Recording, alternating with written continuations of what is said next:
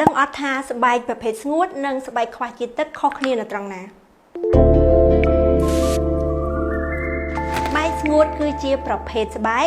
ដែលអានេះបដាមកពីស្បែករបស់យើងផលិតសារធាតុប្រេងតិចហើយយើងហត់អាចកែច្នៃឬមួយផ្លាស់ប្ដូរបានទេពួកអីគឺវាមានពីកំណើតមកហ្មងស្បែកខ្វះជាតិទឹកគឺជាបញ្ហាស្បែកដែលវាបដាមកពីស្បែករបស់យើងគឺបាត់បង់រំហួតជាតិទឹកចេញពីស្បែកមូលហេតុធំបំផុតគឺមកពីអាណាំងការពារស្បែករបស់យើងខូចខាតដោយសារតែការប្រើប្រាស់ផលិតផលខុសឬមួយកំហុសផ្សេងៗក្នុងការថែ skin care របស់យើងនឹងនិយាយចំមកគឺមកពីយើងខ្លួនឯងបញ្ហាស្បែកនេះគឺអាចកើតឡើងលើគ្រប់ប្រភេទស្បែកតែម្ដងប៉ុន្តែបញ្ហាស្បែកខ្វះជាតិទឹកមួយនេះគឺអាចកែខៃបានឲ្យត្រឡប់ទៅធម្មតាវិញនៅពេលដែលយើងថែអាណាំងការពារស្បែករបស់យើងឲ្យឡើងរឹងមាំវិញមានចំណុចមួយចំនួនដែលលេចឡើងនៅពេលដែលអ្នកទាំងអស់គ្នាមានស្បែកខ្វះជាតិទឹក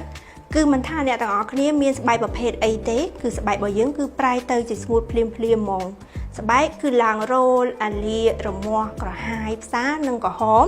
ហើយស្បែករបស់យើងគឺឡើងតឹងនិងមានសភាពគ្រើមអត់ឲ្យលងស្អាតទេ